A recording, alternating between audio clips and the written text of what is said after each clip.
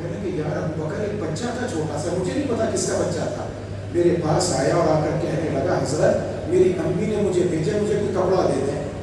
میں نے کہا بیٹا میرے پاس تو 2 کپڑے ہیں، ایک اوپر اور ایک نیچے، میں کیسے تمہیں دے دوں؟ تھوڑی دیر بعد بچہ پھر آیا، کہنے لگا حضرت میری امی کہہ رہی ہے آپ کے پاس تو 2 ہیں، ہمارے پاس تو 1 بھی نہیں۔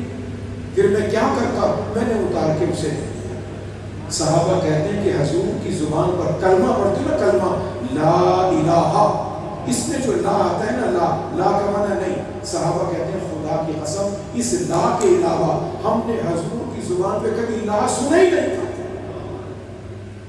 سنا ہی نہیں تھا۔ صدیق اکبر نے کپڑا لا کے دیا، حضور نے سرکار نے امامت فرمائی۔ اب صدیق اکبر نے پتہ کیا، ہاں پتہ کیا کون ہے، کس عورت نے بھیجا تھا، چلے گئے جا کے دروازہ بجایا، تمہیں شرم نہیں آتی؟ تمہیں پتہ بھی ہے کہ حضور علیہ السلام کبھی انکار نہیں کرتے، خدا کے بندوں کچھ خدمت کر نہیں سکتے، خامخواہ کے لیے بچے کو بھیج دیا۔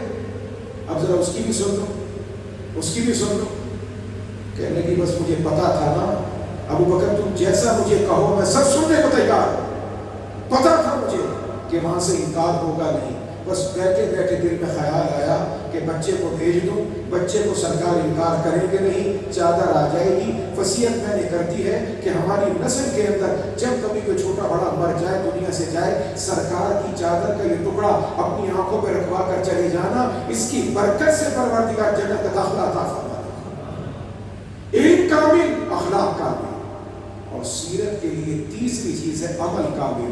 یار زندہ صحبت باقی انشاءاللہ پھر کسی وقت میں آپ کی خدمت میں عرض کروں گا۔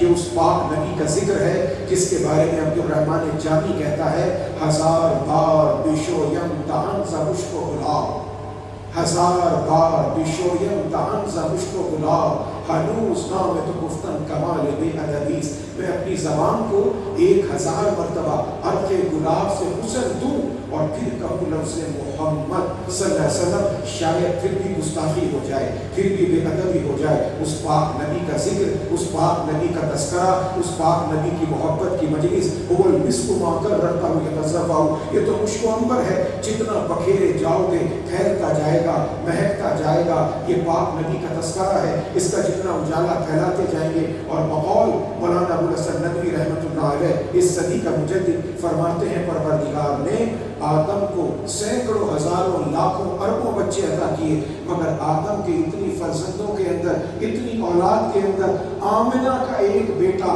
وہ کچھ لے کر آیا ہے، اگر وہ چھین لو اس کائنات کے پاس وحشت کے سوا، دہشت کے سوا، ظلم کے سوا، جہالت کے سوا باقی بچتا کچھ نہیں ہے۔ ساری کائنات کا فخر ہے محمد مصطفیٰ صلی اللہ علیہ وسلم۔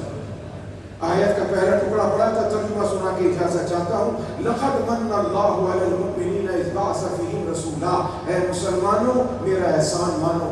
آنکھ دی ہے نہیں احسان جتاتا، کان دیا نہیں احسان جتاتا، زمین و آسمان دیے نہیں احسان جتاتا، جان دی نہیں احسان جتاتا، ہاں احسان جتا رہا ہوں تو کس چیز کا، کہ میں نے اپنے خاص خزانے سے محمد جیسا نبی تم کو عطا فرمایا صلی اللہ علیہ وسلم۔ اللہ تعالیٰ نسبتوں کی قدر کرنے کی توفیق عطا فرمائے۔